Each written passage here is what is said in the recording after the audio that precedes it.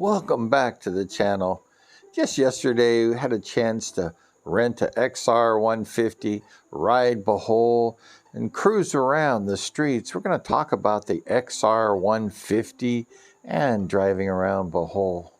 If you haven't had a chance to rent a motorcycle and drive around Bohol, we're headed towards Carmen. That's the Chocolate Hills. That's going to be our final destination on this trip. But we're riding this XR 150. It has that small tire. See that animal that just drove by? Well, if we hit that animal, it's a possibility we would crash. So the XR Honda 150 is not as safe as the CRF 150.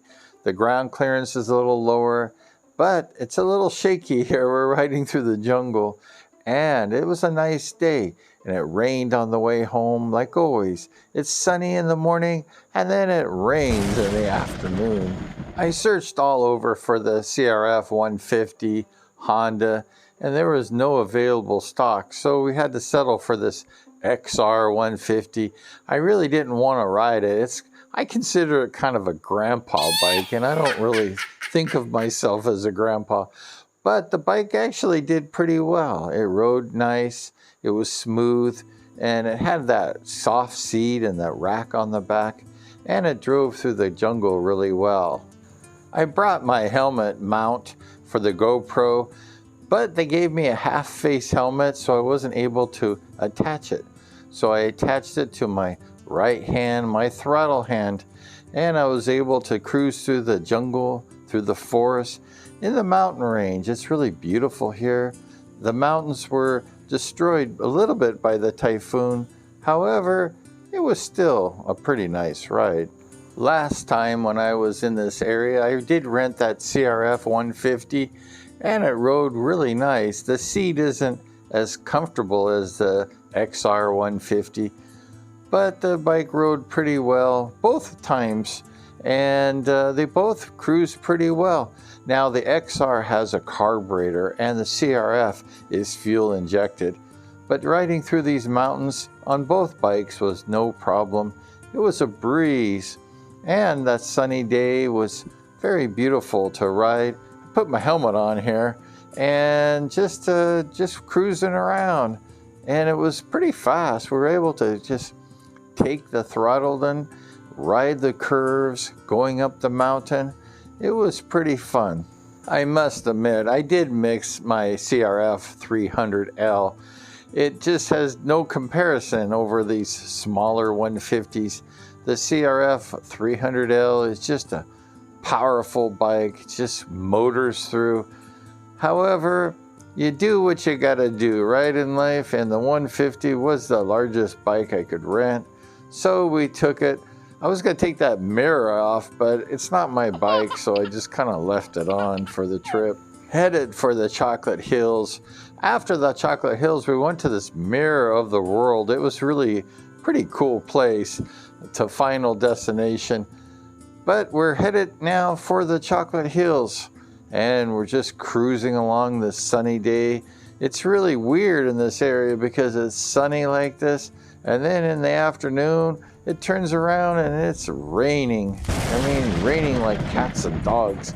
But that's why I leave early in the morning, because I know it's gonna rain. Those blue skies turn to dark skies and heavy rains in the mountain pass.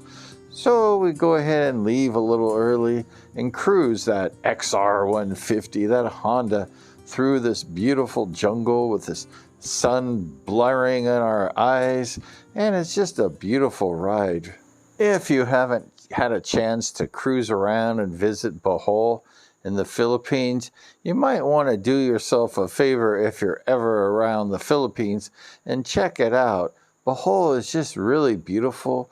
I always love going to the Chocolate Hills. It's like one of the 7 wonders of the world. It's very beautiful, kind of like a spiritual experience. It's really, really nice. It's one of those places that I just have to go back over and over again to experience. Chocolate Hills is about 65 kilometers away from the major city Tagbilaran, and I always like to leave early because of that sunshine. It's beautiful, less people. got to this waterfall area. The Hanging Bridge is a place I love to go to also, and it was destroyed from the December 16th typhoon that ravaged Bohol. So it was gone, and this waterfall had a little muddy water, but the ride to the Chocolate Hills was really nice. Here we are. We're entering the gate where you have to pay to enter into the Chocolate Hills. So let's see what's happening here.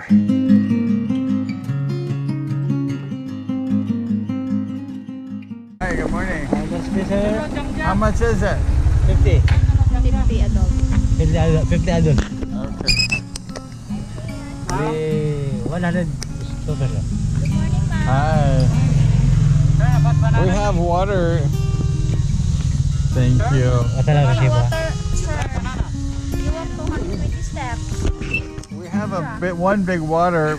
We might Try eat this the. one. Oh, what do you have? Only banana chip.